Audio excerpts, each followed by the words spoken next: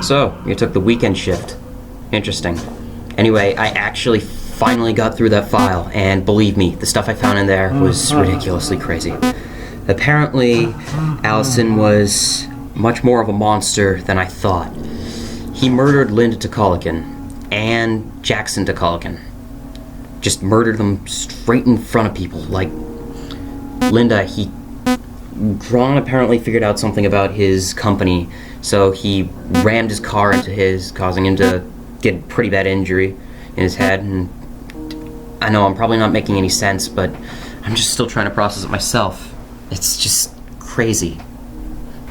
Allison caused a car accident, then sent someone to the hospital to kill Linda. And then later on in his life, went to personally kill Jackson. It's ridiculous. But I also found another file. There was another one buried deep. Apparently this one has to do with the adoption records of the mystery child. And that one's encrypted more than anything I've ever seen before. This is like encryption beyond levels that it should be possible. I'm gonna start cracking this one soon. Once we finish this, we finally get another piece of this puzzle put to rest. Finally have someone who we can start asking questions to. Good night, Daniel.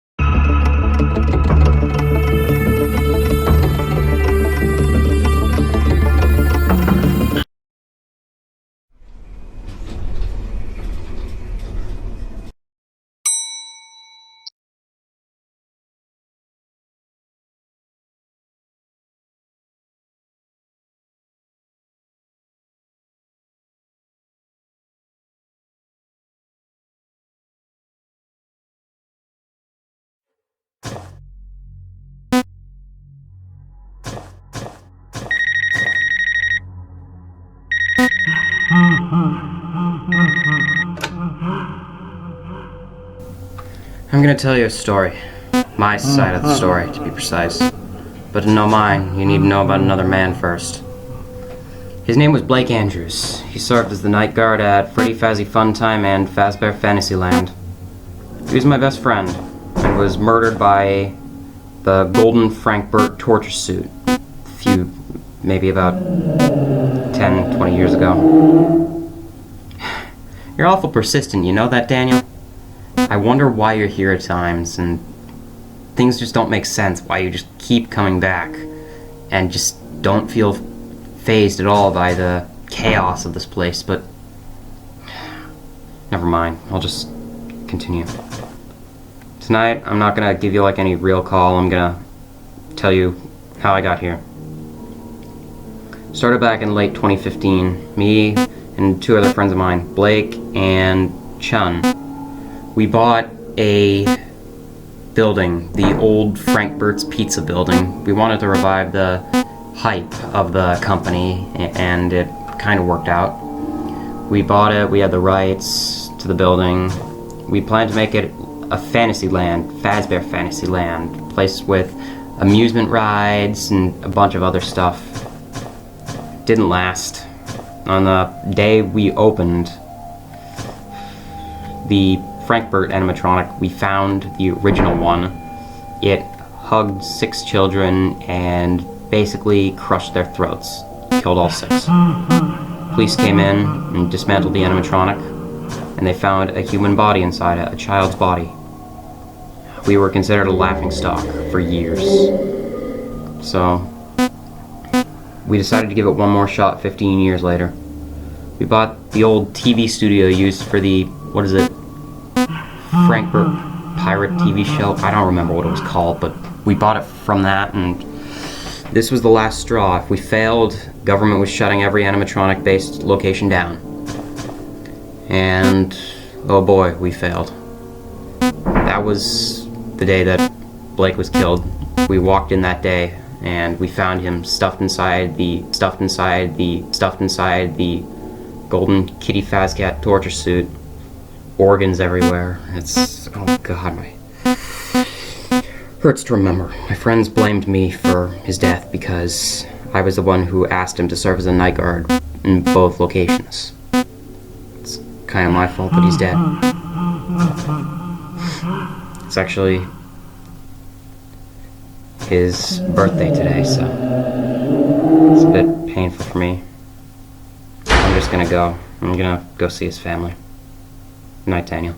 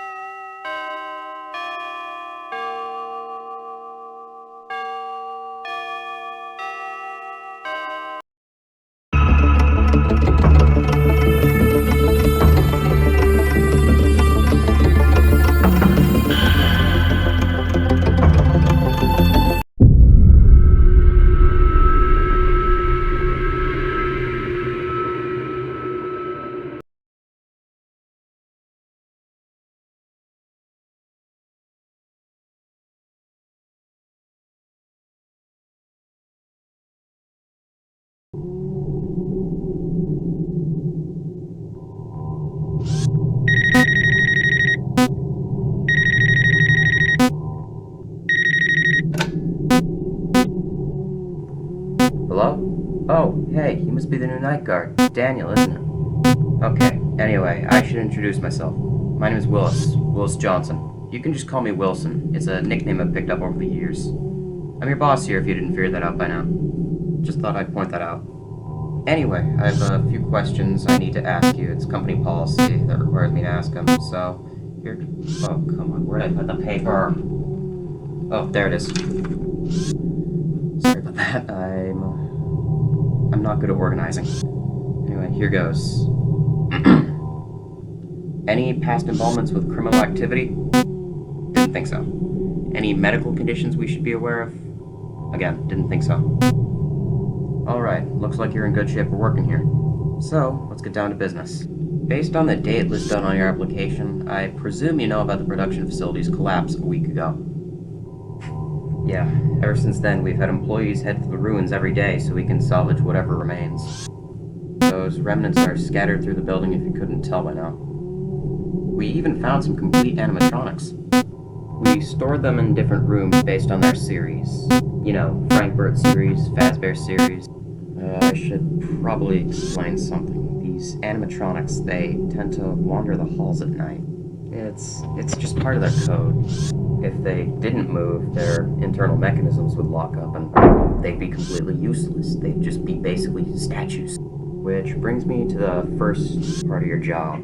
We want you to watch them on the security cameras. Yeah, do you see that laptop to the right of you? Press the space bar. That should open up the security panel. Once it's open, tap on random parts of the building to open up the cameras. When you're done, just press the space bar again and it'll put it back down.